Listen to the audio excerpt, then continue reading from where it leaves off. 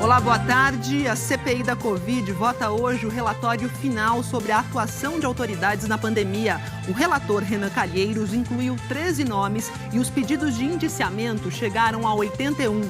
A comissão aprovou o pedido de quebra do sigilo telemático do presidente Bolsonaro, acusado por 9 crimes, e aprovou de última hora o pedido de indiciamento do senador Luiz Carlos Reins, que defendeu o uso de medicamentos sem eficácia para a Covid.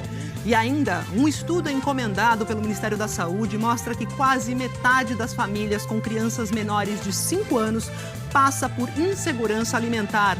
A prévia da inflação de outubro é a maior para o mês desde 1995.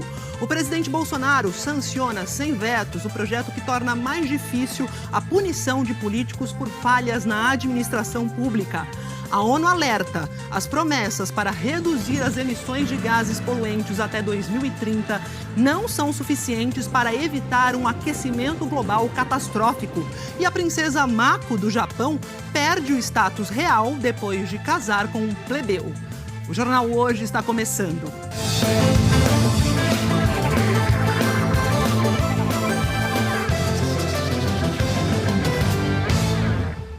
E a gente abre indo diretamente para Brasília, onde está sendo realizada agora a sessão da CPI da Covid, marcada para discutir e votar o relatório final da comissão sobre as ações e omissões do governo federal na condução da pandemia. O relator, que é o senador Renan Calheiros, do MDB, aumentou para 81 o número de pedidos de indiciamento. Entre eles está o do presidente Jair Bolsonaro e o dos 3 filhos do presidente também, de 3 dos seus filhos. A Joconda Brasil está acompanhando a sessão lá no Senado e conta em que pé a sessão está nesse momento. Joconda, boa tarde.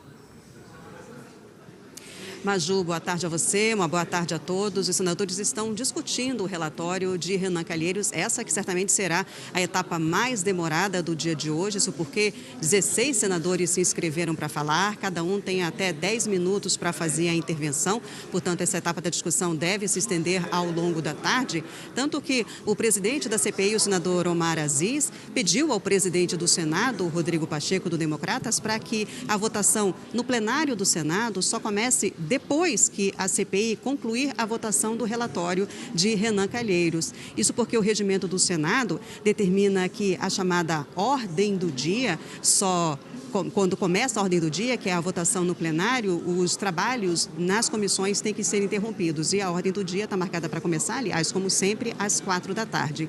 Esse último dia de sessão da CPI está sendo marcado por polêmicas e também por uma surpresa: o indiciamento de um senador que não estava na lista dos investigados.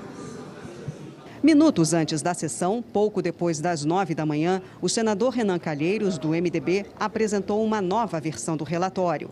Calheiros aumentou de 68 para 78 o número de pedidos de indiciamento de pessoas e empresas investigadas. O relator também incluiu no novo texto um pedido de medida cautelar ao Supremo Tribunal Federal para banir o presidente Jair Bolsonaro das redes sociais. A medida é uma reação à declaração dada por Bolsonaro numa transmissão pela internet na última quinta-feira, associando a vacina contra a Covid ao desenvolvimento da síndrome de imunodeficiência adquirida, a AIDS, o que é uma mentira. No domingo, o Facebook e o Instagram tiraram do ar o vídeo com a live. Ontem à tarde, o YouTube também removeu o material do canal. O relatório de Renan Calheiros pede o indiciamento de Bolsonaro por 9 crimes: epidemia com resultado de morte, infração de medida sanitária preventiva, charlatanismo, incitação ao crime, falsificação de documento particular, emprego irregular de verbas públicas, prevaricação, crimes previstos no Código Penal, crimes contra a humanidade, extermínio, perseguição e outros atos desumanos, previsto no Tratado de Roma, e crimes de responsabilidade por violação de direito e incompatibilidade com a dignidade, honra e decoro do cargo, que podem levar à abertura de processo de impeachment pela Câmara dos Deputados. O relator pede ainda o indiciamento de 3 filhos do presidente, o senador Flávio Bolsonaro, o deputado federal Eduardo Bolsonaro e o vereador Carlos Bolsonaro por incitação ao crime. Também aponta crimes que teriam sido praticados por 4 ministros, Marcelo Queiroga, Onyx Lorenzoni, Wagner Rosário e Braga Neto, e 2 ex-ministros, Ernesto Araújo e Eduardo Pazuello. O relatório também pede o indiciamento do ex-secretário executivo da Saúde, Elcio Franco, e do ex-secretário de Comunicação do Planalto, Fábio Weingarten. No meio da manhã, o relatório do senador Renan Calheiros foi retirado do sistema para ajustes. Pouco antes da sessão, o relator anunciou que iria incluir, entre os pedidos de indiciamento, o nome do governador do Amazonas, Wilson Lima, do PSC, e do ex-secretário de Saúde do Estado, Marcelo Campelo, pela crise na falta de oxigênio e colapso no atendimento à população. Ele acolheu um pedido do senador Eduardo Braga, do MDB. O governador e o secretário, eles foram enquadrados, indiciados pela participação deles no episódio do Amazonas. Quando a sessão foi aberta, a CPI aprovou um pedido para a quebra de sigilo telemático de Bolsonaro e o envio das declarações do presidente para o ministro Alexandre de Moraes, relator no STF do inquérito das fake news, para analisar se Bolsonaro cometeu crime. Nos últimos dias, o G7, grupo majoritário da CPI, divergiu sobre a inclusão de novos nomes no relatório. O presidente da comissão, Omar Aziz, do PSD, afirmou que não houve acordo para entrada ou saída de nomes e que o critério foi técnico. Os indiciamentos que foram feitos pela CPI, todos, sem exceção, foram discutidos e após ser discutidos e ter fatos concretos, eles foram feitos.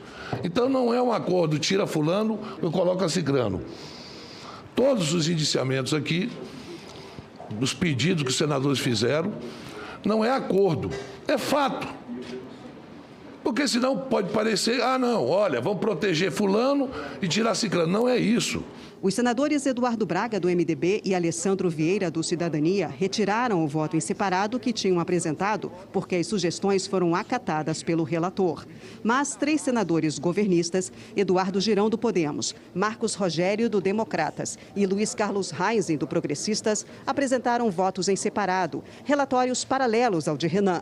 Eduardo Girão disse que o relatório apresentado por Renan Calheiros é parcial e não aprofundou investigações de irregularidades em estados e municípios, mas reconheceu falhas na conduta de Bolsonaro no combate à pandemia. A postura do presidente da República poderia ser no sentido de assumir mais plenamente a coordenação das ações, ser mais sensível às perdas doloridas do povo brasileiro, solidarizando-se com os familiares. Faltou compaixão. Poderia também dar o exemplo a incentivar a usar máscara em público, além de evitar aglomerações e declarações infelizes sobre a vacina. Foi negativa e condenável a sua atuação. Era o momento de estar à frente das ações, sem delegar a este ou aquele ministro e dedicar toda a sua atuação ao combate ao vírus. Já Marcos Rogério, um dos maiores defensores de Bolsonaro na CPI, disse que o governo não pode ser acusado de omissão. Se pretendia confirmar uma narrativa política, buscando atribuir ao presidente da República a total responsabilidade desse grave problema de saúde pública, sem em nenhum momento considerar a atuação dos governadores de Estado e do Distrito Federal e dos prefeitos no enfrentamento da pandemia. O governo federal adotou todas as medidas de sua competência e responsabilidade, não podendo ser acusado de omissão no combate à pandemia. No relatório alternativo, o senador Luiz Carlos Reisen voltou a defender o tratamento com remédios comprovadamente sem eficácia contra a Covid e criticou os trabalhos da CPI. Atirou-se uma militância política aberta, agressiva e sem freios em favor do relator e do presidente da comissão, mais os seus ajudantes de ordem, como se o seu conjunto fosse uma espécie de jornal oficial dos donos da CPI. Quem são os ajudantes de ordem aqui, senador Reisen? O grupo G7 da CPI. O senador Alessandro Vieira pediu a palavra e sugeriu ao relator o indiciamento de Reis. Lamento muito, mas faz necessário apresentar nesse instante requerimento a Vossa Excelência, ao relator, pelo indiciamento do senador Luiz Carlos Reis, pelos mesmos tipos penais que foram atribuídos a outros parlamentares federais, que da mesma forma, reiteradamente, disseminam notícias falsas que impactam na vida. Renan Calheiros aceitou a sugestão. O senador Reis reincidiu aqui todos os dias, apresentando estudos falsos, logo negados pela ciência e pela maneira como incitou ao crime em todos os momentos. Eu queria, nessa última sessão, dar um presente à Vossa Excelência. Senhor presidente. Vossa Excelência será o 81º indiciado desta comissão parlamentar. Governistas tentaram fazer o relator mudar de ideia, mas Renan não acatou os pedidos. A assessoria do Palácio do Planalto não se manifestou. Flávio Bolsonaro já afirmou que as acusações contra ele e o governo não têm base jurídica e não fazem sentido. O ministro da Saúde, Marcelo Queiroga, disse que a preocupação dele é com a condução da política pública na saúde e não com o pedido de indiciamento da CPI da Covid. A gente procurou as outras pessoas citadas nessa reportagem, mas não tivemos respostas ou elas não quiseram se manifestar. Vamos voltar, então, a falar com a Gioconda Brasil, que está acompanhando a sessão. Gioconda disse que cada senador teria 15 minutos, mais ou menos, para falar. Quantos senadores ainda faltam falar aí na sessão de hoje, Gioconda? Oi, Maju. Neste momento, quem está falando é a senadora Elisiane Gama, do Cidadania do Maranhão. Depois dela, tem mais 11 senadores para falar. O senador Omar Aziz queria que eles falassem por 10 minutos, né? Mas aí eles fizeram um apelo, pediram para que pudessem falar por 15, aí o senador cedeu. Cada um pode falar 15 minutos. E o senador Aziz também disse que, assim, todo mundo que quiser falar vai ter oportunidade aqui na CPI. Por isso que é uma lista grande de senadores. Vai falar quem é membro titular, quem é membro suplente, também quem não é um integrante da comissão parlamentar de inquérito. Agora, voltando um pouquinho a essa questão do senador Reis, o líder do governo, Fernando Bezerra, fez um apelo para o Renan Calheiros para que ele repensasse o pedido de indiciamento do senador, que é um dos membros da CPI, mas o Renan Calheiros não se sensibilizou, não só manteve o pedido de indiciamento de Luiz Carlos Reis, e como leu um por um os 81 nomes de todos aqueles que estão nessa lista de pedidos de indiciamento. Renan também aproveitou a oportunidade para agradecer os juristas e também os parlamentares que ajudaram a formular o relatório da CPI da Covid. Maju. É isso, a gente ainda vai falar de CPI hoje aqui no JH. Obrigada, Gioconda. Até mais.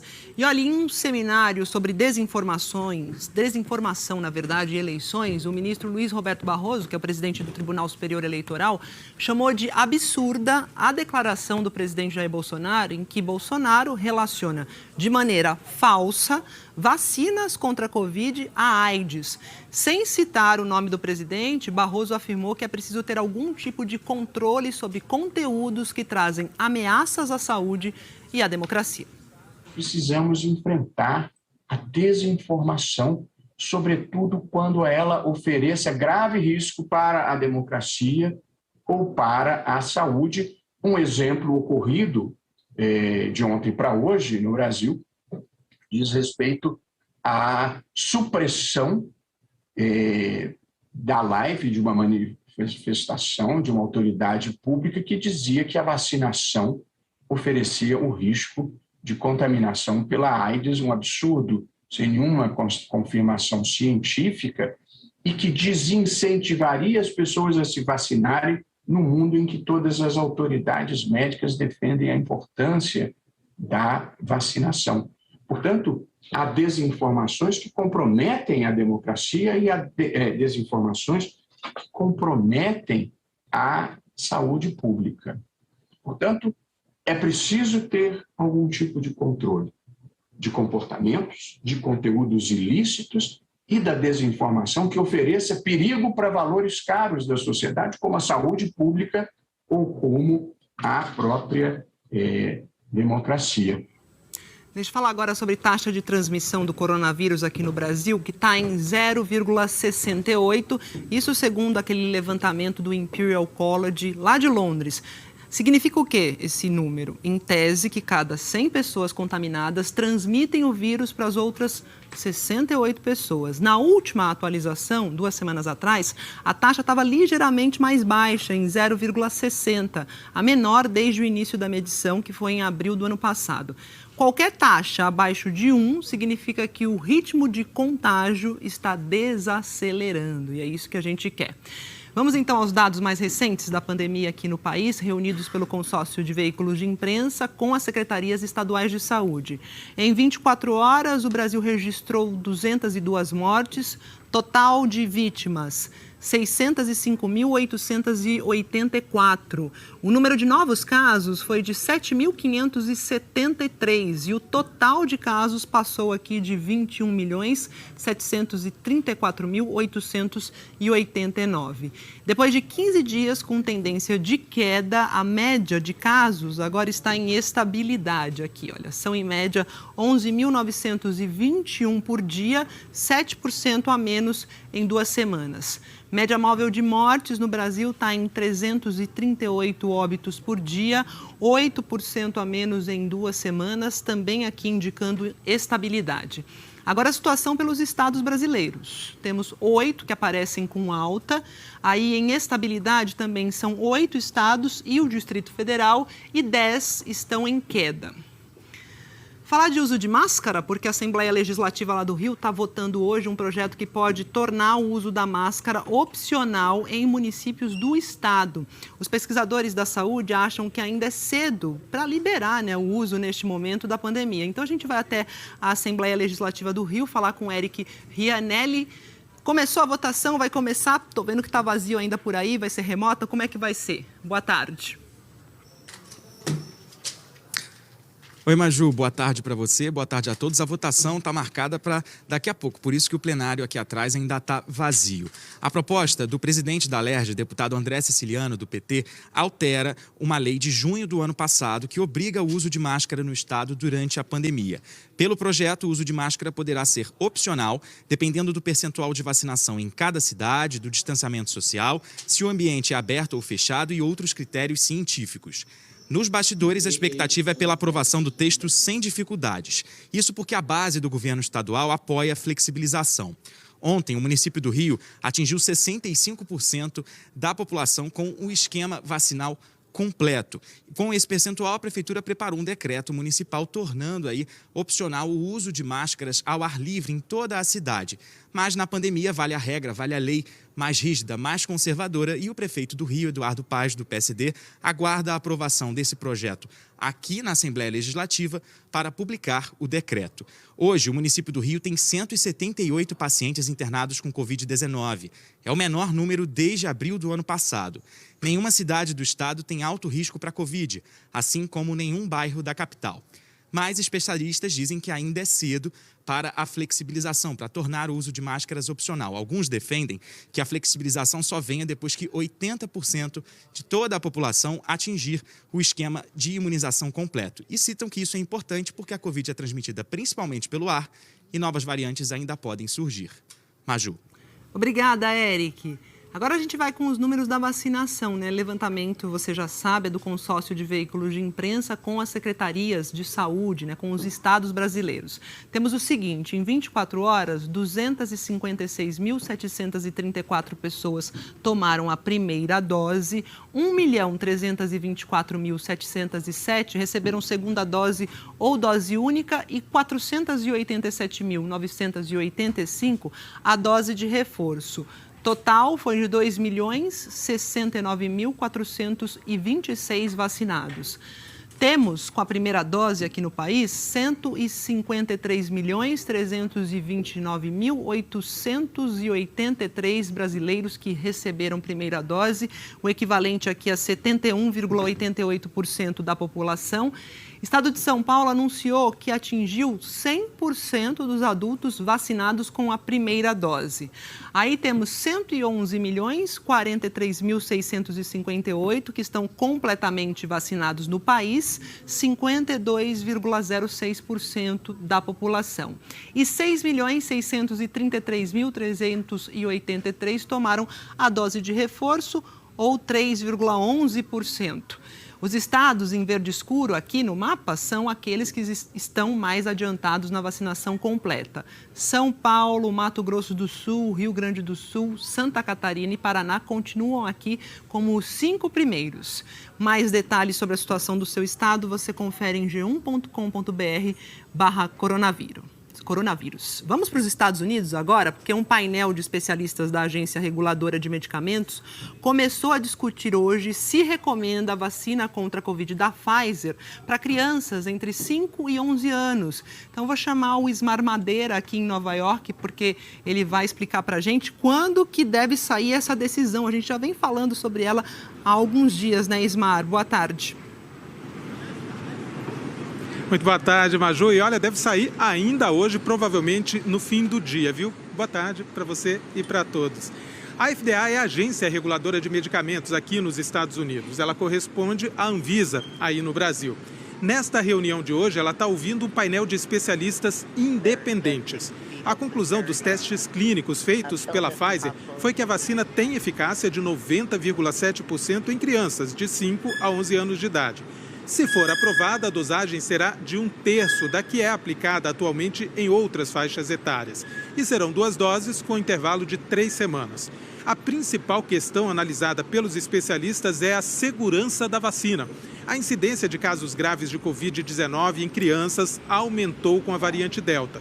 Os documentos divulgados pela FDA antes da reunião, apontam que os benefícios da vacina superam os riscos, que são muito raros. As autoridades de saúde defendem que é preciso vacinar o maior número de pessoas possível para reduzir a circulação do vírus e o surgimento de novas variantes. A FDA não precisa seguir essas recomendações do painel de especialistas, mas normalmente acata a decisão. Se o uso emergencial for aprovado, a vacina já poderá estar disponível, segundo a expectativa, para crianças de 5 a 11 anos até a segunda semana de novembro. Os Estados Unidos têm cerca de 28 milhões de crianças nessa faixa etária. Maju. É isso, Ismar. Obrigada pelas informações. Bom trabalho por aí. E o general que comanda o Sudão, o terceiro maior país da África, disse que os militares tomaram o poder por causa de brigas entre facções políticas. Numa entrevista hoje, o general Abdel Fattah al-Burhan acusou políticos de levarem o país a uma guerra civil e disse que o primeiro-ministro, que foi deposto ontem, está preso na casa dele e não numa prisão. Manifestantes pró-democracia fizeram barricadas e queimaram pneus na capital Khartoum. A ONG internacional Human Rights Watch disse que as forças de segurança estão usando munição de verdade contra os manifestantes. Pelo menos 4 pessoas morreram e 80 ficaram feridas, segundo o Comitê de Médicos do Sudão. O golpe militar foi condenado pela comunidade internacional e os Estados Unidos anunciaram que vão suspender a ajuda econômica de 700 milhões de dólares. O novo parlamento da Alemanha se reuniu hoje pela primeira vez depois das eleições no mês passado.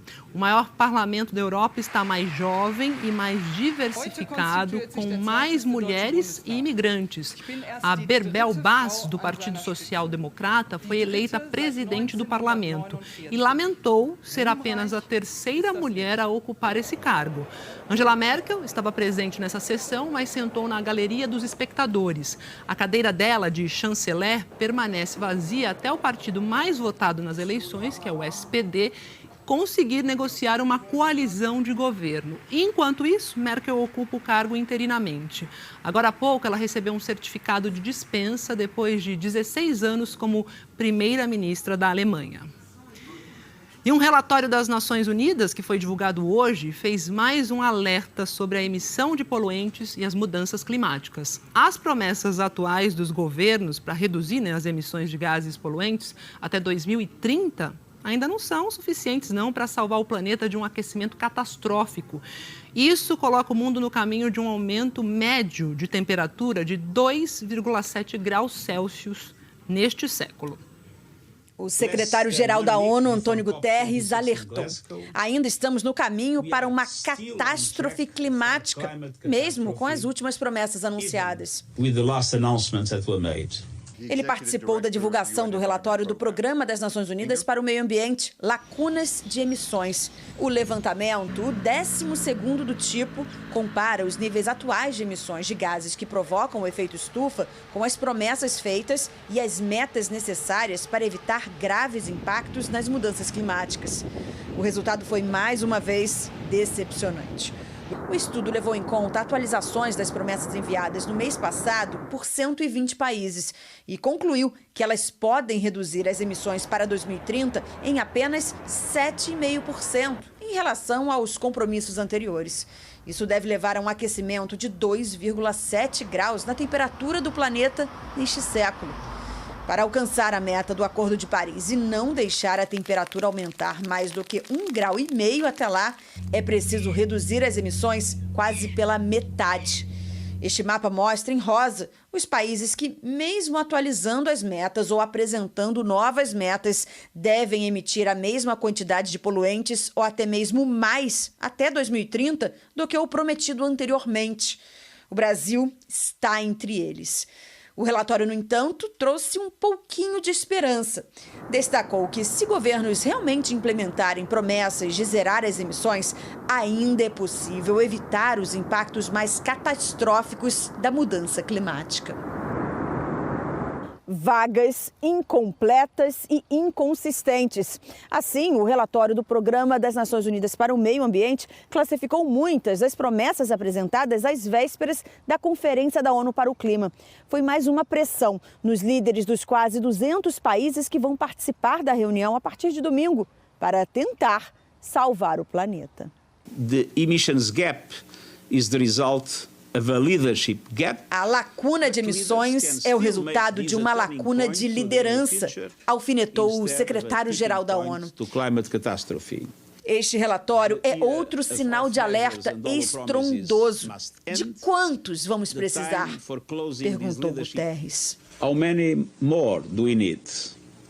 Ainda falando sobre emissões, o primeiro-ministro australiano divulgou um plano do governo para zerar as emissões de carbono até 2050. Scott Morrison não deu muitos detalhes sobre esse planejamento, mas disse que a Austrália vai alcançar a meta com o desenvolvimento da tecnologia e com o investimento público de 20 bilhões de dólares australianos, que é o equivalente a 84 bilhões de reais. A adoção da meta deve aliviar as críticas internacionais ao país que havia se recusado a se juntar ao Reino Unido e aos Estados Unidos para se comprometer com a emissão zero até 2050, antes da Conferência do Clima da ONU lá na Escócia. A Austrália é um dos maiores emissores de gases de efeito estufa per capita do mundo e é uma grande exportadora de combustíveis fósseis como o carvão. E aqui no Brasil, as chuvas ajudaram a conter os incêndios no Pantanal. Nos últimos 2 dias, nenhum novo foco foi registrado. Do alto, uma imagem que não se via há meses. O Pantanal sem nenhum foco de incêndio na região de Corumbá. Equipes dos bombeiros de Mato Grosso do Sul monitoram constantemente a área que queimava desde junho. São Pedro é o melhor brigadista de todos, é o melhor bombeiro de todos.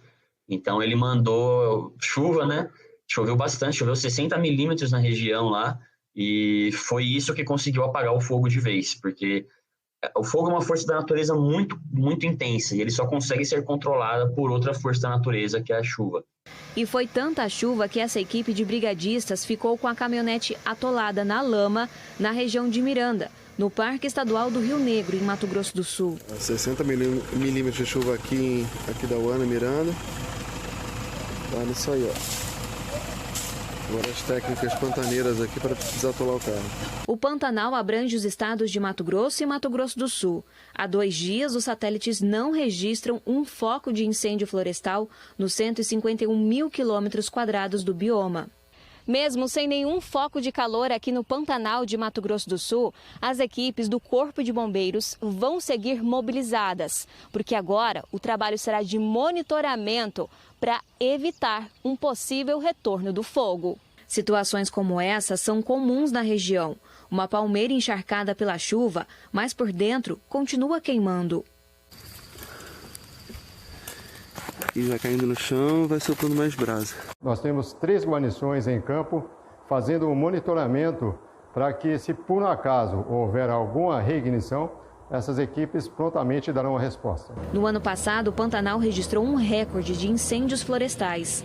A área destruída chegou a quase 4 milhões de hectares, de acordo com o Laboratório de Aplicações de Satélites Ambientais da Universidade Federal do Rio de Janeiro.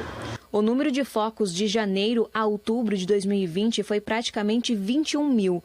No mesmo período desse ano, são 7.700 focos, segundo o Instituto Nacional de Pesquisas Espaciais. Esse especialista da ONG SOS Pantanal afirma que esse é o momento de reforçar as medidas de prevenção para evitar um desastre como o do ano passado. Momento também de implementação de conscientização, educação ambiental e medidas estruturais, né? Ou seja, a manutenção dos aceros, dos acessos, do maquinário das fazendas, das propriedades rurais, das unidades de conservação, dos órgãos de resposta, para que estejam todos prontos e atentos, vigilantes, para a possibilidade da reignição e da ampliação dos focos de incêndio nos próximos dias. Tem tubarão à vista, muitos tubarões, aliás. Em Balneário Camboriú, lá Santa Catarina, 28 tubarões foram vistos perto da costa desde agosto. Os especialistas dizem o seguinte, que a aproximação desses animais está relacionada com as obras de alargamento da faixa de areia na praia principal. A maioria dos tubarões foi vista por pescadores longe da área de banho e de surf. Mesmo assim, alguns foram filmados nadando pertinho da areia. Esse geógrafo e curador do Museu Oceanográfico da Universidade do Vale do Itajaí tem registrado as aparições. Segundo ele, não há motivo para grande preocupação, porque as espécies comuns no sul do país não costumam atacar. Eu não vejo absolutamente nenhum motivo para alarde.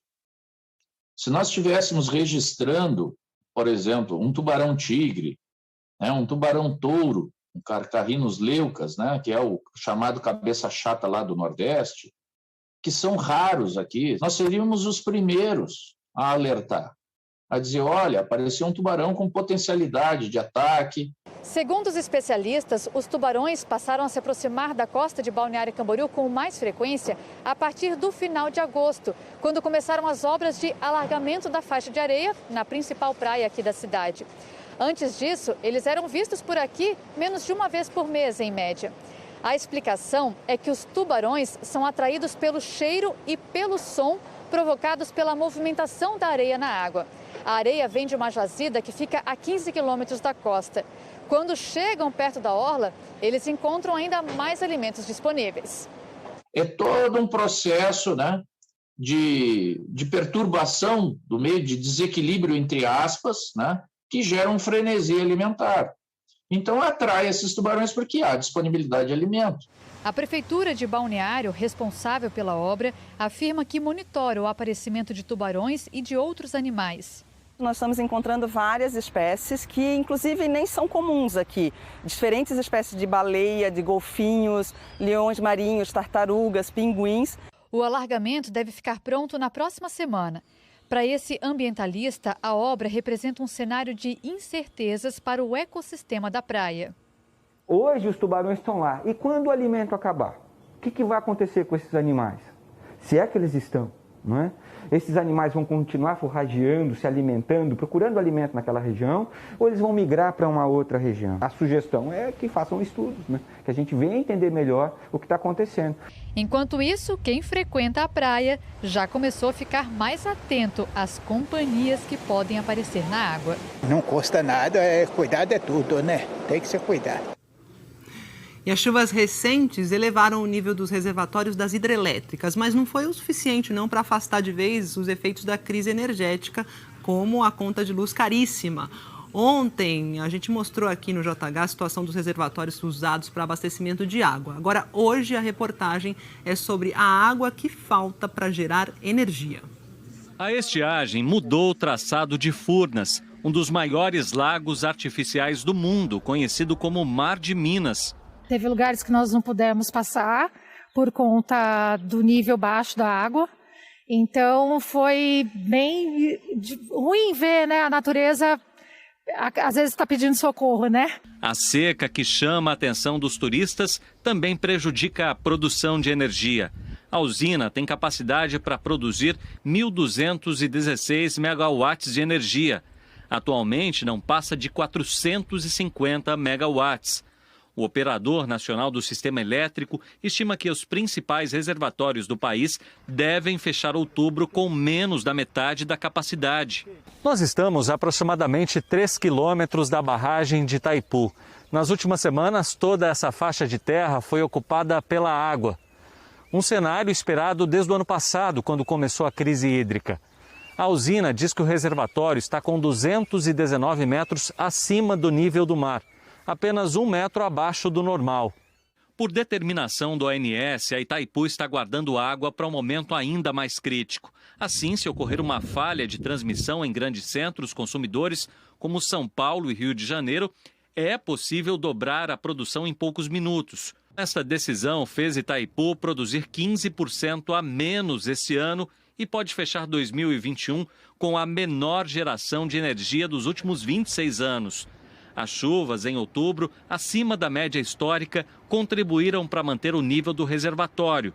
Mas, segundo a direção da usina, isso não deixou para trás a crise hídrica. As chuvas foram muito bem-vindas, nós esperamos realmente que elas continuem acima da média, mas não é em questão de alguns dias ou algumas semanas de chuva que a gente possa regularizar todo o sistema, que é um sistema interligado. A situação do nível de reservatórios ainda é crítica. O que está salvando o Brasil do racionamento não foi essa chuva que ocorreu agora.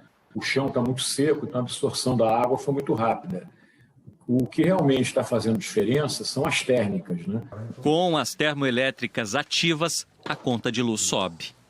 As termoelétricas têm 2 grandes problemas. O primeiro, é claro, elas são poluidoras, mas o segundo é que elas afetam o bolso do consumidor, porque elas são muito caras para serem operadas. Nesta rede de salões de beleza, as lâmpadas e o ar-condicionado foram trocados por modelos mais econômicos. Numa das unidades, placas solares foram instaladas. Tudo na tentativa de não repassar os aumentos para os clientes. Se nós fôssemos acompanhar o valor, repassar para o consumidor, para os nossos clientes, acompanhar o valor dos aumentos que nós temos sofrido nos últimos meses na conta de energia, hoje eu creio que um serviço nosso estaria custando até 50% a mais do que é cobrado hoje.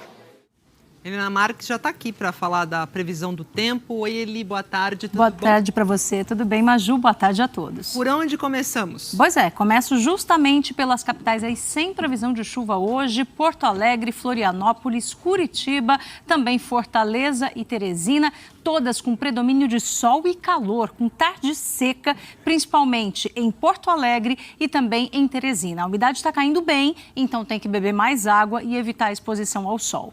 Campo Grande também está fora da área com chuva hoje. A gente tem imagens ao vivo de lá, tá aí, olha, tem nuvem, mas não tem previsão de chuva não, viu? Na capital de Mato Grosso do Sul, hoje vai fazer calor de até 31 graus. Grande parte de Mato Grosso do Sul também está com previsão de sol o dia todo, olha, mas no Pantanal, inclusive aqui de Mato Grosso, tem possibilidade de chover mais. A área sem chuva ainda inclui o oeste e sul de São Paulo, toda a região sul e essa faixa entre o norte da Bahia e até o Rio Grande do Norte. Litoral nordestino, aqui, olha, tem possibilidade de chuva fraca. Agora, nas outras áreas que estão em verde aqui no mapa, aquelas pancadas de chuva isoladas com risco maior de temporal, principalmente aqui, olha, no Amazonas, onde o mapa está mais escuro, também entre o sul de Minas, já tem chuva forte por ali, avançando até o Distrito Federal e pegando também a região de Goiânia. Brasília, Porto Velho e Manaus são capitais que têm previsão de bastante chuva hoje. Já São Paulo, que a gente vê agora nessa imagem ao vivo, esquentou, viu? Temperatura pode chegar aos 27 graus, tem previsão de chuva hoje, só que é isolada, mas atenção, amanhã muda tudo de novo, a temperatura volta a cair e a chuva aumenta. Rio, Vitória e BH também estão com uma tarde quente, tem previsão de chuva e ela vem mais encorpada lá em Belo Horizonte. Maju. E o que merece a nossa atenção amanhã, Eliana? Olha, eu sempre começo falando da chuva no dia seguinte, mas amanhã amanhã eu vou falar primeiramente da área seca, porque vai ser um dia seco aqui, olha, no Rio Grande do Sul, no centro-oeste de Santa Catarina, também aqui entre o oeste da Bahia, chegando até o sul do Ceará. Nessas áreas, a umidade do ar vai ficar, olha, abaixo de 30%, é menos da metade do ideal. Então, tem que evitar o sol e se hidratar bastante. Agora, Amazonas, sul de Goiás, também aqui, olha, Triângulo Mineiro, sul de Minas e quase todo o estado de São Paulo, amanhã estão na área com risco de temporal. E esse aviso inclui, olha, Manaus, Goiânia e também São Paulo, entre as capitais. Hoje eu termino falando de Salvador, que teve muita chuva na semana passada e a partir de amanhã a chuva volta a aumentar por lá também, principalmente na quinta-feira, com 25 milímetros. Bom, essa chuva aqui nos próximos dias não deve ser nada parecida com o volume da semana passada, né, que foi muito grande, mas eu deixo aqui então esse aviso de mais instabilidade se formando nos próximos dias no litoral baiano. Maju. Muita atenção então, pessoal de Salvador. Obrigada, Eli. Até amanhã. Até mais. Olha, o novo ensino médio já começou a ser implantado em escolas públicas de alguns estados. Uma pesquisa que foi divulgada hoje diz que a maioria dos estudantes entrevistados está curtindo, viu? Está gostando desse novo modelo. Mas especialistas dizem que é cedo para avaliar o modelo de ensino, esse modo de ensino, que também ainda traz dúvidas a muitos professores e alunos. Hoje, durante os 3 anos de ensino médio, todo mundo assiste às mesmas aulas. O que está em jogo com a reforma do ensino é a mudança desse modelo tradicional. O novo ensino médio pretende deixar mais de lado as disciplinas fixas da escola e focar em uma formação mais geral e uma mais voltada para as áreas de interesse do aluno. A proposta é deixar cada estudante escolher a área que deseja se aprofundar mais. Essa escola estadual de São Paulo, que oferece ensino integral, já deu algumas opções aos alunos. A Jordana escolheu um ensino médio mais voltado para humanas e ciências sociais e enxerga um futuro de muitas preocupações. Em questão de mercado de trabalho, eu acho que vai ser interessante o novo ensino médio, justamente porque você vai focar nisso. Mas a questão do centro crítico, eu acho que tem que ser uma coisa que as pessoas precisam se preocupar. A professora teme pelas dificuldades que esses estudantes vão enfrentar na hora de tentar entrar numa universidade. A nossa preocupação é se o aluno vai conseguir ter o rol, né, de habilidades para ingresso no vestibular. Então, o desafio é fazer isso, né? É olhar tanto para aquilo que ele já tem de repertório, né? E como trabalhar isso de uma forma para que ele também consiga ingressar em universidades cujas provas são muito mais teóricas, né? Enfim, o conhecimento, né, mais daquela disciplina em si. O SESI e o SENAI fizeram uma pesquisa para saber o que os alunos que já estão experimentando o começo desse novo modelo têm achado das mudanças. Entre os 1.000 entrevistados de São Paulo e Mato Grosso do Sul, 61% avaliaram a novidade de forma positiva. 77% se disseram satisfeitos com a escola e 78% estão otimistas com o futuro profissional. Mas a pesquisa também encontrou desafios para a educação. Aproveitar a capacidade instalada do país para fornecer aos jovens itinerários que vão ao encontro de emancipá-los e que atenda seus interesses será um dos grandes desafios. O segundo desafio é a formação dos professores. Vimos que o Brasil se investiu ainda muito pouco na formação do professor que garanta o desenvolvimento dessas habilidades e competências e também que garanta a implementação do novo ensino médio com qualidade. Especialistas em educação lembram que os resultados ainda são prematuros. A sinalização de que os estudantes gostaram desse começo do novo ensino médio é positiva para a implementação da reforma. Agora, ainda é um momento muito inicial da implementação do novo ensino médio para a gente dizer que é um sucesso ou um fracasso. A gente ainda tem alguns anos de implementação para saber se de fato deu certo ou não.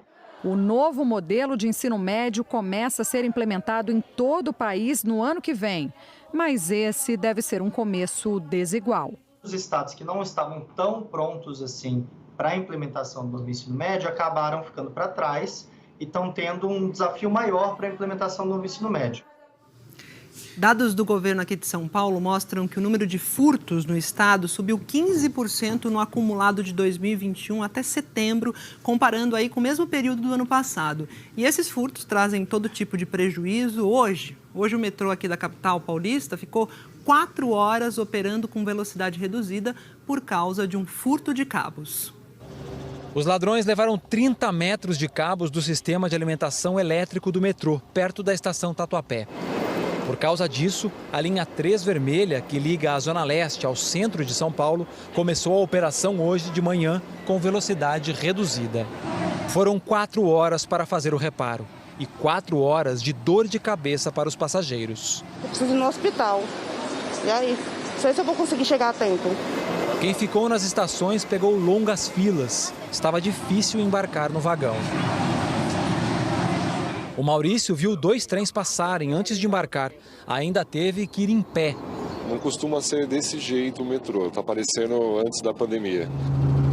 Quem fugiu para o sistema de ônibus também não encontrou o caminho fácil. Tudo lotado. Os ladrões de cabo também entraram hoje, durante a madrugada, nessa escola municipal de ensino fundamental. Eles invadiram essa área externa e cortaram os cabos. Uma vigilante percebeu e os bandidos fugiram. Agora, enquanto um técnico está atrás das peças para arrumar o estrago, as aulas estão suspensas para cerca de 800 alunos.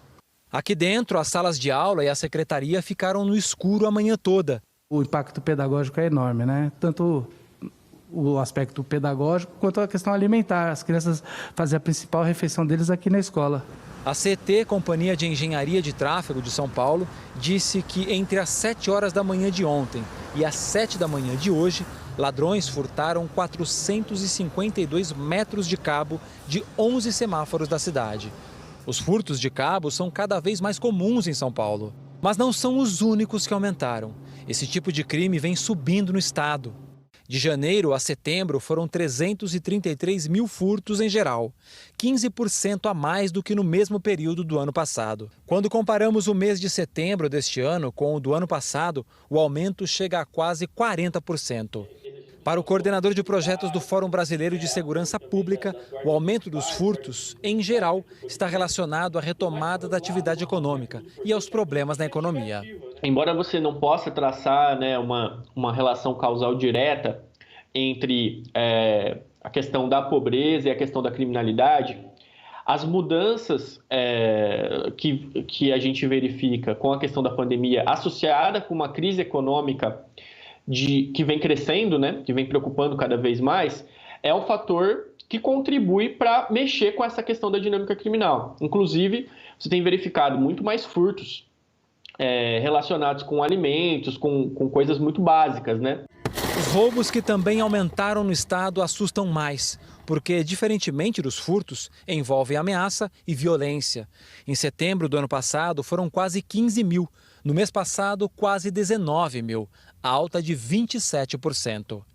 Essa imagem mostra 2 homens correndo após o assassinato do professor de matemática Alberi Brandão, muito querido em Cidade Tiradentes, bairro na periferia da capital paulista.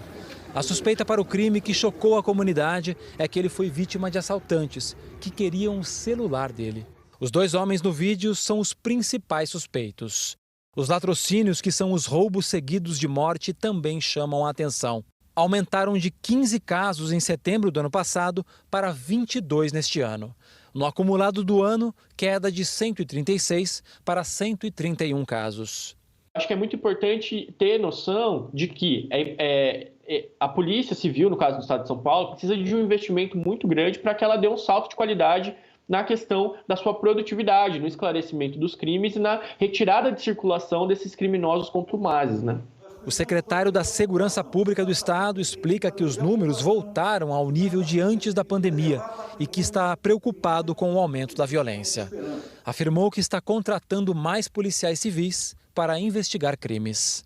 2 semanas atrás, mais um concurso da Polícia Civil liberado, autorizado, recurso na mão para fazer o concurso, o contrato para fazer o concurso já está praticamente pronto, mais cerca de arredondando, mais cerca de 2.900 policiais civis, inclusive, pouco se fala, 189 médicos legistas. que são importantíssimos para que a nossa estrutura de polícia técnico-científica funcione. Sobre o caso do professor Alberi Brandão, vítima de latrocínio em setembro, a Secretaria de Segurança Pública aqui de São Paulo disse que a equipe de investigação trabalha para ouvir testemunhas e analisa imagens de câmeras de segurança que possam auxiliar na identificação e prisão dos autores. Sobre o furto de hoje no metrô, a Secretaria disse que o caso foi registrado e é investigado pela Delegacia de Polícia do Metropolitano, que é a unidade responsável por crimes no sistema de trilhos. Afirmou ainda que neste ano a polícia já prendeu 41 criminosos envolvidos em furto de cabos. 1 ano e meio, gente. 1 ano e meio. Essa era a idade de um bebê que morreu ao ser atingido por um tiro quando cortava o cabelo em Mesquita, que fica na Baixada Fluminense. Nesse tiroteio também foram mortos um rapaz de 17 e outro de 24 anos. Mário Neto Ferreira Lourenço foi atingido por um tiro na barriga quando estava na tarde de ontem com o pai cortando o cabelo num barbeiro em Mesquita, na Baixada Fluminense. O bebê tinha 1 ano e meio. Foi socorrido, mas não resistiu. Lucas Lourenço, pai do menino, fez um desabafo em uma rede social. Hoje foi meu filho, perdeu a vida cortando o cabelo no salão, vítima da violência do estado do Rio de Janeiro. Até quando vamos perder entes queridos? Muita dor na minha alma. O tiroteio feriu de raspão uma outra criança de 3 anos que estava na barbearia. Ela foi atendida e já teve alta. O adolescente Renan Felipe Batista Nunes, de 17 anos, também foi atingido. Chegou a ser socorrido, mas morreu no hospital. E Juan Batista de Souza, de 24 anos, morreu na hora. Parentes de Juan chegaram hoje de manhã ao Instituto Médico Legal de Nova Iguaçu, na Baixada Fluminense, mas não quiseram gravar entrevista. A Delegacia de Homicídios da Baixada Fluminense está apurando o caso. Uma das linhas de investigação é de envolvimento de milicianos no crime. Policiais civis recolheram imagens de câmeras de segurança da rua para tentar identificar o autor dos disparos. Renan foi o primeiro a ser baleado. O atirador estava encapuzado e saiu de um carro vermelho no meio da rua. Juan correu para se abrigar na barbearia, onde estavam as crianças, mas também foi atingido. O bebê Mário Neto foi a 4ª criança assassinada a tiros na região metropolitana do Rio este ano. Logo nos primeiros minutos do ano, Alice Pamplona, de 5 anos, foi atingida por uma bala no pescoço quando viu os fogos de artifício no colo da mãe, no Morro do Turano, zona norte do Rio. Em fevereiro, Ana Clara Machado, também com 5 anos, brincava na porta de casa quando foi atingida na comunidade Monã Pequeno, em Niterói. A família acusou policiais militares que patrulhavam a região. A PM negou. Em abril, Caio Guilherme, de 8 anos, levou um tiro na cabeça quando brincava numa festa na Vila Aliança, em Bangu, na zona oeste da capital. Ele morreu depois de 8 dias internado. A polícia do Paraguai apreendeu hoje um arsenal em mais uma operação contra o crime organizado na fronteira com o Brasil. A polícia apreendeu armas, munições, cartuchos e coletes à prova de bala em uma casa na cidade de Pedro Rua Cabaleiro, que é vizinha a Ponta Porã, em Mato Grosso do Sul. O material pode ter sido usado na chacina em que 4 pessoas foram mortas no começo do mês. 2 brasileiras e a filha de um governador paraguaio estavam entre as vítimas. A operação de hoje faz parte de uma parceria entre as polícias do Paraguai e do Brasil, que foi anunciada há 2 semanas para tentar conter a onda de violência na região. Ninguém foi preso nessa ação de hoje. E a Polícia Federal prendeu hoje 2 pessoas no estado do Rio em uma operação para desarticular uma organização criminosa especializada em roubos a bancos. As investigações começaram em junho, depois de um ataque a uma agência da Caixa Econômica Federal na cidade de Pirapetinga, que fica na zona da Mata de Minas Gerais. O grupo destruiu o banco com explosivos, fez reféns e disparos para o alto para ameaçar os moradores. Em seguida, fugiu em direção ao Rio de Janeiro. Entre os suspeitos foram identificados ex-militares com habilidade no manuseio de explosivos e ex-vigilantes, todos com antecedentes criminais. E o Ministério Público de Goiás e a Polícia Militar realizam desde cedo uma operação que investiga fraudes em licitações na compra de pneus. O desvio dos cofres públicos seria de mais de 71 milhões de reais. Então a gente vai lá para Goiânia conversar com a Renata Costa, que conta mais sobre isso tudo para a gente. Oi, Renata, boa tarde. Oi, Maju, boa tarde para todo mundo. Isso mesmo, os agentes estão desde cedo nas ruas cumprindo 7 mandados de prisão e também 36 de busca e apreensão aqui em Goiás e no Mato Grosso. Segundo o Ministério Público de Goiás, o grupo Tropical Pneus teria aí fraudado contratos com prefeituras de pelo menos 200 municípios brasileiros. De acordo com as investigações, os donos da empresa teriam criado outras empresas menores no mesmo ramo para participar de processos de licitação. Muitas delas tinham o mesmo endereço ou eram sócias entre si. Ainda segundo a Procuradoria, os investigados também emitiam notas fiscais frias para órgãos públicos, atestando pagamentos aí por um serviço que nunca foi prestado. A investigação aponta que o grupo desviou mais de 70 milhões de reais ao longo de 10 anos. Aqui em Goiânia foram cumpridos os mandados na Assembleia Legislativa de Goiás, Companhia de Urbanização de Goiânia e em endereços comerciais e residenciais. Nós entramos em contato com o grupo Tropical Pneus e ainda não tivemos resposta. Em nota, a Assembleia Legislativa de Goiás diz que a ação não tem qualquer relação com o Legislativo e que não foi apontada a ligação entre a servidora investigada e as atividades dela na Assembleia. E a Companhia de Urbanização de Goiânia disse que vai colaborar com as investigações. É com você, Maju. Obrigada, Renata. E ainda hoje, novas informações sobre a votação do relatório final da CPI da Covid. E o presidente Bolsonaro sancionou sem vetos o projeto que torna mais difícil a punição de políticos por falhas na administração pública. E a seguir, um estudo encomendado pelo Ministério da Saúde mostra que quase metade das famílias com crianças menores de 5 anos passa por insegurança alimentar. E a prévia da inflação de outubro é a maior para o mês desde 1995. Até já!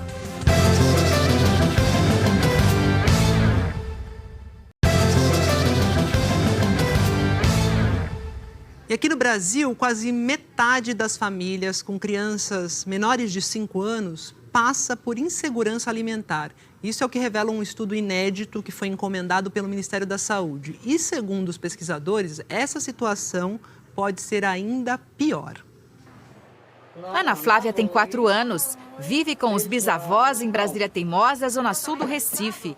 A família só faz 2 refeições no dia, almoço e jantar. Quase nunca tem carne. A gente compra costelinha de boi, aquela parte que tem mais osso. E mesmo assim, tem 2 meses que ela não come costelinha? Mesmo assim, já faz nessa faixa, ou mais, viu? Ou mais. A alimentação das crianças tem preocupado os especialistas. 14% dos brasileirinhos de até 5 anos de idade estão com algum tipo de deficiência de vitaminas ou minerais, de acordo com o Estudo Nacional de Alimentação e Nutrição Infantil, o ENANI, encomendado pelo Ministério da Saúde.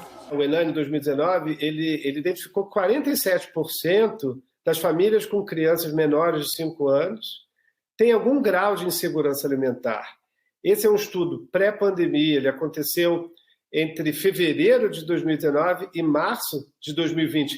Então, seguramente, hoje, esse quadro ele tende a ser muito mais grave, sobretudo porque uma parcela considerável da população está desempregada, diminui seu poder aquisitivo e os alimentos têm aumentado de forma muito importante. O resultado do estudo sobre a alimentação e a nutrição das crianças reflete diretamente a realidade em que elas vivem, marcada pelas desigualdades econômicas, sociais e até raciais.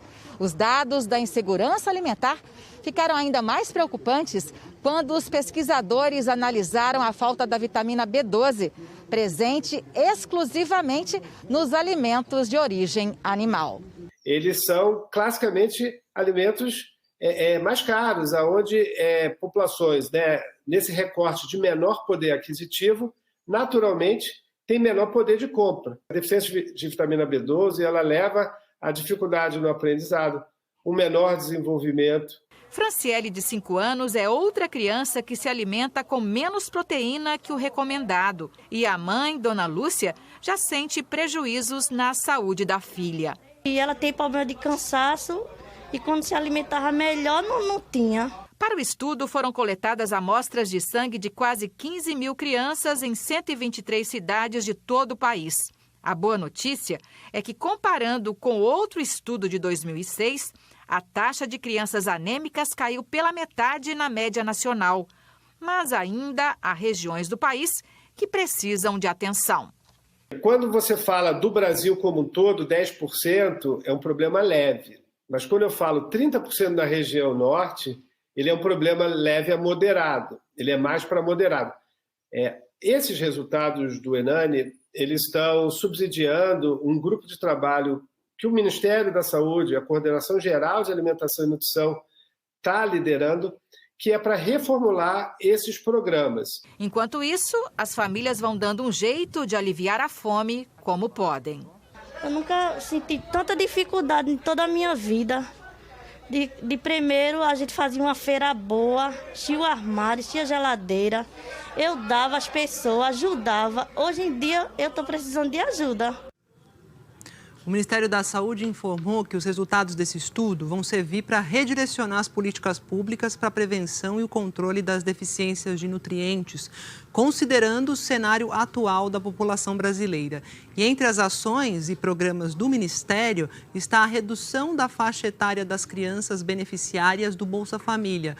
O Ministério disse que já fez também repasses de cerca de 350 milhões de reais em 2021 para a vigilância alimentar e nutricional. O IPCA 15, que é a prévia da inflação oficial, acelerou e fechou outubro em 1,20%. É a maior taxa para o mês em 26 anos. E é também a maior variação mensal desde fevereiro de 2016. Esses números foram divulgados hoje pelo IBGE. Esse resultado foi puxado principalmente pela alta no preço das passagens aéreas e o aumento na conta de luz. Em 12 meses, o índice já subiu mais de 10%. E em setembro, a economia brasileira criou quase 314 mil empregos com carteira assinada, número menor do que o registrado no mês de agosto. A abertura de vagas de emprego formal ocorreu em todos os setores da economia, mas o de serviços concentrou quase metade delas. De janeiro a setembro, foram criados mais de 2,5 milhões de vagas com carteira assinada.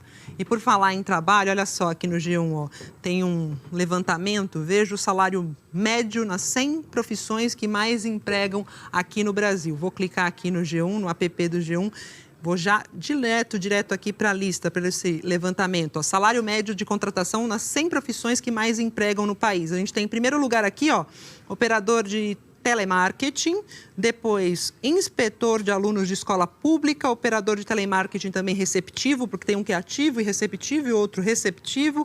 E na 100ª posição a gente encontra aqui médico clínico, com um valor de R$8 mil, mais ou menos o salário, e 480, e o operador de telemarketing com menor salário aqui, R$ 1.144,96. Tem essa lista aqui no G1 do salário médio de contratação nas 100 profissões que mais empregam no país. Olho no G1 e no JH também. Vamos para São Luís, gente, porque São Luís está sem ônibus urbanos circulando nas ruas. A greve dos motoristas e cobradores de ônibus da região metropolitana da capital do Maranhão entrou hoje no 6º dia. 800 mil passageiros estão sem transporte público desde a semana passada. Na central de vacinação em São Luís, cadeiras vazias. Sem transporte público, o Fernando precisou pagar um mototáxi para não perder a segunda dose da vacina contra a Covid. Quanto foi que você vai gastar para vir tomar vacina hoje? R$20. R$20. Estava contando com esse gasto? Não. A greve de motoristas e cobradores entrou pelo 6º dia e deixou 800 mil usuários sem transporte público na região metropolitana de São Luís. O jeito foi recorrer a vans do transporte alternativo, que estão lotadas e mais caras. Gastei mais ou menos 3 vezes o valor que eu costumo gastar em ônibus. 3 decisões da Justiça obrigam o Sindicato dos Motoristas e Cobradores e também o Sindicato das Empresas a colocarem 90% dos ônibus nas ruas. Mas patrões e empregados ainda não chegaram ao acordo e as ordens judiciais não foram cumpridas. A multa prevista para cada dia de paralisação é de R$50 mil.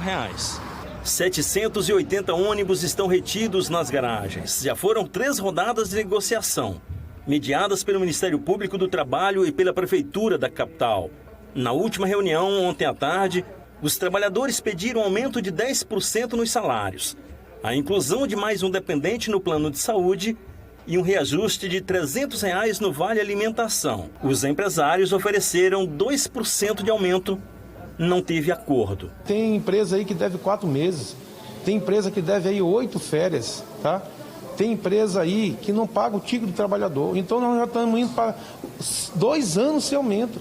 Nós estamos aqui para discutir a dificuldade que nós estamos tendo diante de tantas altas do combustível para poder fazer qualquer tipo de ganho real.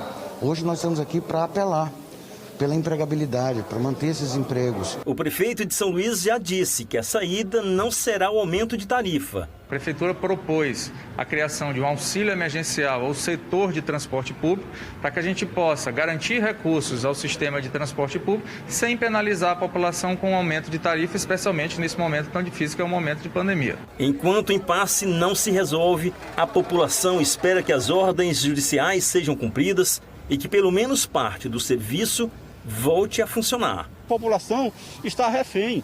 Isso é um absurdo. Eu não tenho nenhum conhecimento em nenhuma capital do Brasil que isso tenha acontecido, uma greve sem nenhum ônibus circular, principalmente agora nesse período da pandemia. Uma operação da Polícia Federal apura um esquema de superfaturamento na compra de imóveis pelo DENIT, que é o Departamento Nacional de Infraestrutura de Transportes. Cerca de 100 policiais federais cumpriram 22 mandados de busca e apreensão em São Paulo e no Distrito Federal. A Operação Burolano também bloqueou bens e valores dos investigados, que somam aí 12 milhões de reais. A investigação apura um possível esquema de direcionamento de pregões para a compra de imóveis pelo DENIT e outros órgãos públicos entre 2016 e 2017. Os suspeitos devem responder pelos crimes de peculato e fraude à licitação, com penas que podem chegar a 16 anos de prisão. Em nota, o DENIT informou que colabora com a investigação e que repudia qualquer prática fraudulenta ou ato de corrupção. Quase 800 pessoas no Brasil estão à espera de um doador de medula. Achar alguém que é compatível é difícil, né? E as chances diminuíram este ano depois que o critério para o cadastro de doadores mudou. O Alan mora em Salvador, o Rodrigo em São Paulo, capital. Os dois não se conheciam, até Alan ser identificado como doador compatível de medula óssea para Rodrigo, que tinha linfoma de Hodgkin, um tipo raro de câncer. A doação do Alan jamais será esquecida e desse gesto nasceu uma amizade para a vida toda. Eu tinha 10% de chance de vida, né? E estar aqui hoje é uma gratidão muito grande, né? É uma amizade que eu sou eternamente grato a Deus. Em todo o Brasil, 798 pessoas estão na fila neste momento à espera de um doador de medula que não seja parente. Ao mesmo tempo, mais de 5 milhões de pessoas são cadastradas no REDOME, o Registro de Doadores Voluntários de Medula Óssea do Ministério da Saúde. Mas não é fácil encontrar um doador compatível. E a possibilidade, né, de um brasileiro encontrar um doador compatível, quase 100% compatível, é de 1 para 100 mil. Com a pandemia ficou ainda mais complicado porque o número de doadores caiu. O Hemocentro da Bahia, por exemplo, cadastrou em todo o ano passado 8 mil pessoas. Menos da metade do que conseguiu em 2019. E já se sabe que, independente da pandemia, o número de doadores vai ser menor daqui para frente. Em junho deste ano, o Ministério da Saúde reduziu a idade máxima para se cadastrar de 55 para 35 anos e com exames mais rigorosos na seleção das amostras. O número de doadores que os hemocentros vão poder cadastrar também foi diminuído. No caso da Bahia, de 20 mil para 8 mil por ano. Não há uma comprovação de consenso mundial de que a gente tenha um benefício com doadores de menor que 35 anos ou 35 anos. Em Itapetinga, no sul da Bahia, o Juarez, de 48 anos, espera por um doador de medula 100% compatível. A única saída para a leucemia que ele descobriu em 2019.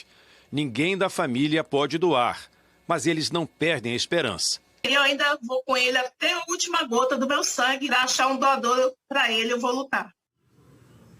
Em nota, o Ministério da Saúde disse que pessoas com mais de 35 anos, cadastradas antes de junho deste ano, não vão ser descartadas do processo de seleção de doadores.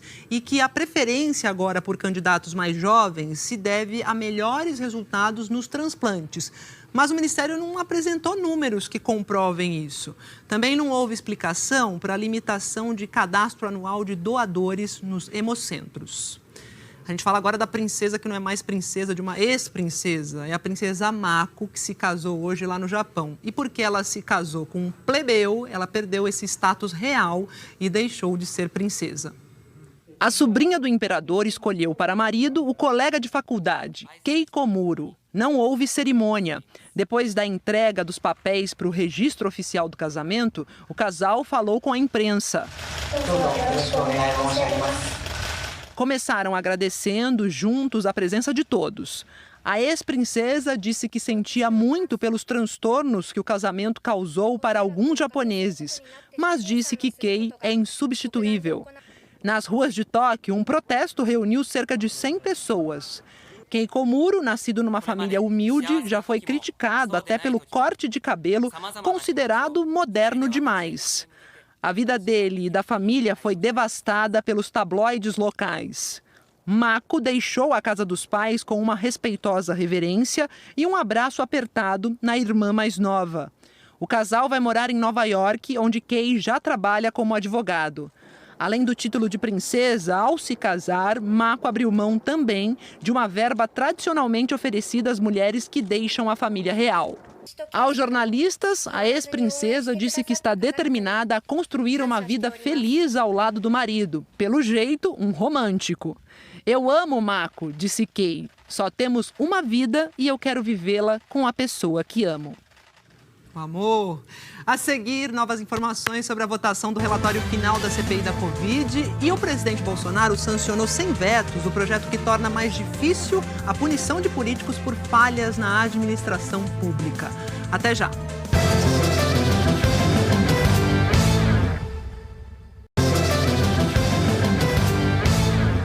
A arrecadação de impostos e outras receitas federais em setembro foi a maior para o mês em 27 anos. O valor arrecadado foi de pouco mais de 149 bilhões de reais, um aumento de quase 13% em comparação com setembro do ano passado.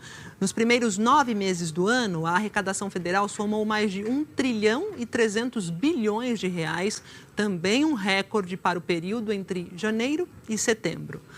A Câmara dos Deputados pode votar hoje em plenário a proposta de emenda à Constituição que cria um limite para as despesas do governo federal com os chamados precatórios, que são aquelas ações judiciais contra as quais já não cabe mais recurso nenhum. O Arthur Bernardi está acompanhando a sessão lá em Brasília. Arthur Bernardi. Arthur, deputados já começaram aí a discutir esse texto? Boa tarde. Tudo bem, Maju? Boa tarde para você, uma ótima tarde a todos. A sessão aqui no plenário da Câmara começou agora há pouco, por volta de 2 horas da tarde. E, por enquanto, a PEC dos precatórios ainda não foi discutida ou colocada em votação. Nesse momento, os deputados ainda não chegaram na ordem do dia, estão nos discursos. Mas esse texto da PEC dos precatórios ele já foi aprovado na semana passada por uma comissão especial aqui da Câmara. Texto que abriu um espaço no orçamento para o pagamento de R$ 400 até o fim do ano que vem para o programa Auxílio Brasil, uma promessa anunciada pelo governo do presidente da República, Jair Bolsonaro, para substituir o programa social Bolsa Família. Como você disse, Maju, o texto limita o pagamento de dívidas do governo com os precatórios. Sem essa regra, para a gente ter uma ideia, o governo teria que pagar no ano que vem 89 bilhões de reais com os precatórios. Mas se o limite for aprovado, o governo terá 47 bilhões para outras despesas. É que o texto também muda o cálculo sobre o teto de gastos públicos. Essa mudança, inclusive, foi alvo de muitas críticas por parte de especialistas. Ao todo, segundo a instituição fiscal independente, o texto libera quase 95 bilhões de reais no orçamento para outras despesas e só metade disso deve ser gasto com o programa Auxílio Brasil. Para os deputados contrários à PEC dos precatórios, o programa tem uma motivação eleitoral e desequilibra as contas públicas. Mas para ser aprovado ainda precisa passar por um longo caminho, precisa de 308 votos em 2 turnos aqui na Câmara dos Deputados e depois disso segue para o Senado, Maju. É que demora, né, Arthur? Obrigada pelas informações. Bom trabalho por aí. E o presidente Jair Bolsonaro sancionou sem vetos a lei que dificulta a punição de agentes públicos por improbidade administrativa. Durante a tramitação no Congresso, esse texto sofreu duras críticas de procuradores e juristas que dizem que as mudanças foram pouco debatidas e acabam fragilizando o combate à corrupção. Uma das principais mudanças aprovadas pelo Congresso e sancionadas pelo presidente Jair Bolsonaro está logo no primeiro artigo. É o que define que atos de improbidade são condutas dolosas e que considera-se dolo a vontade livre e consciente de alcançar resultado ilícito. O texto afirma ainda que o mero exercício da função ou desempenho de competências públicas sem comprovação de ato doloso com fim ilícito afasta a responsabilidade por ato de improbidade administrativa. Pela lei anterior, que estava em vigor desde 1992, os agentes públicos, funcionários públicos ou políticos podiam ser processados por improbidade administrativa por omissões e ações contra a administração pública com ou sem intenção. Com as alterações na lei, só será cabível a ação por improbidade se houver dano efetivo ao patrimônio público, combinado com a comprovação da intenção de praticar o ato ilegal. A perda de função pública fica restrita ao cargo que o agente ocupava quando cometeu a irregularidade. Por exemplo, um senador em exercício hoje que foi condenado em um processo quando era deputado federal não perderá o mandato.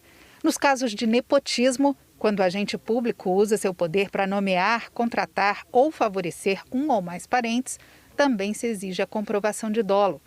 O texto ainda determina que agora apenas o Ministério Público pode propor ações de improbidade.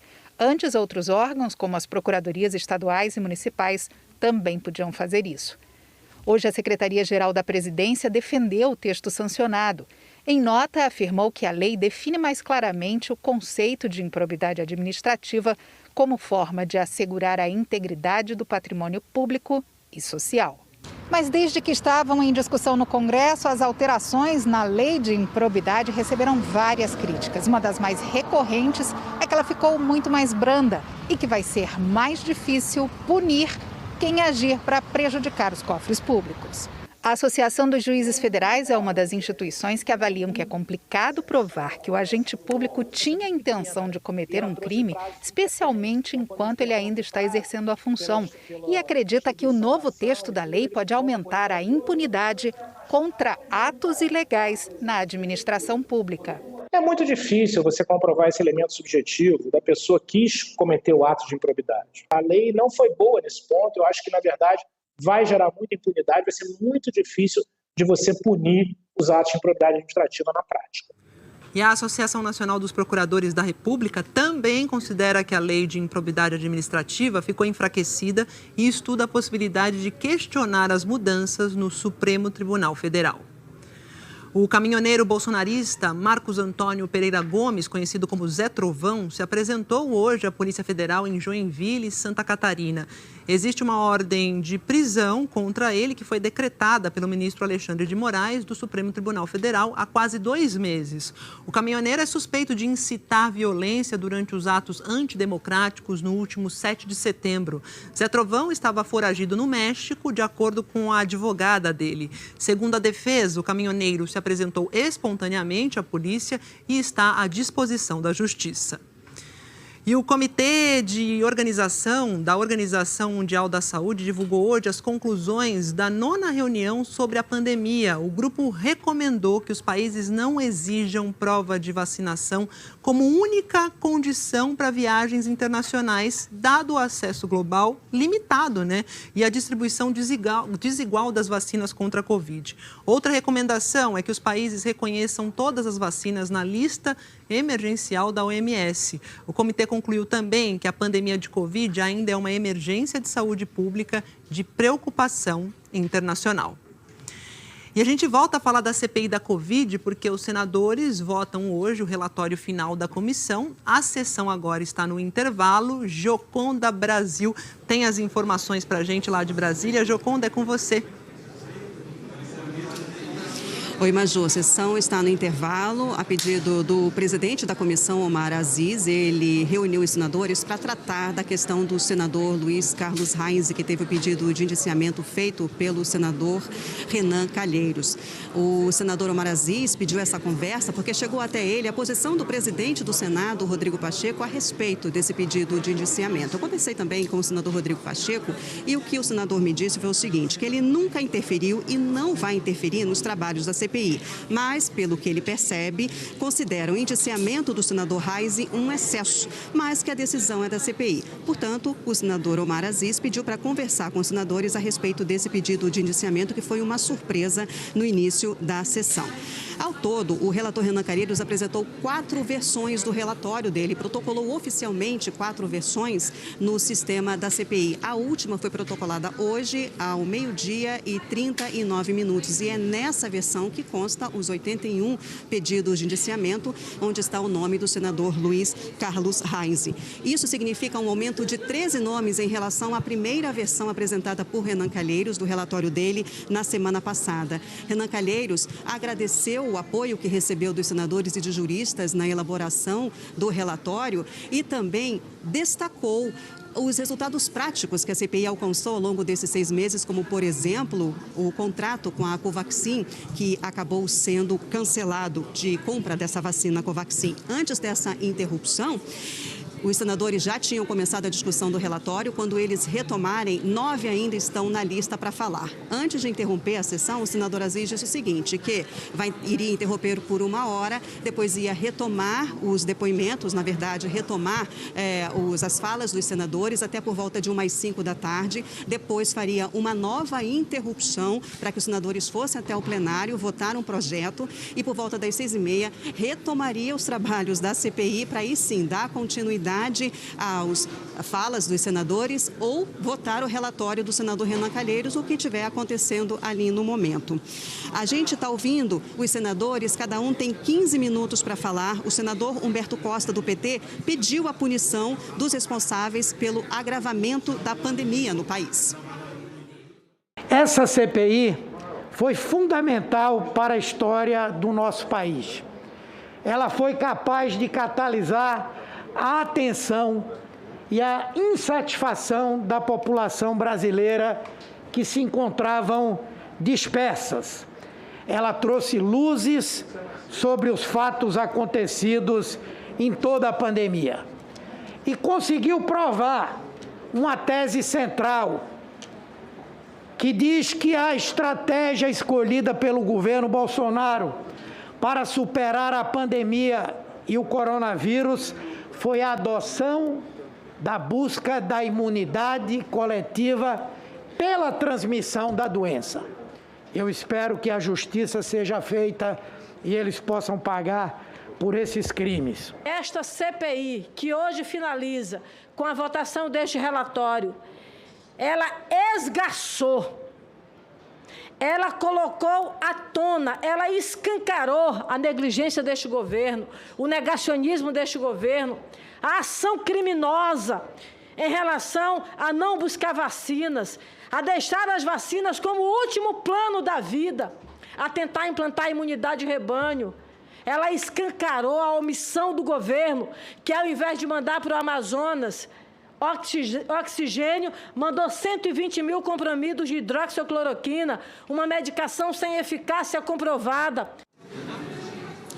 Apesar de terem sido apresentados 4 votos em separado, que são relatórios paralelos, qualquer um deles só será votado se o relatório oficial da CPI, que é do senador Renan Calheiros, for derrotado. Para o relatório de Renan Calheiros ser aprovado, são necessários pelo menos 6 votos dos 11 integrantes da Comissão Parlamentar de Inquérito. Aprovado, esse documento segue para ser entregue amanhã ao Procurador-Geral da República, Augusto Aras, e no dia 3 de novembro ao presidente da Câmara, Arthur Lira, do Progressistas.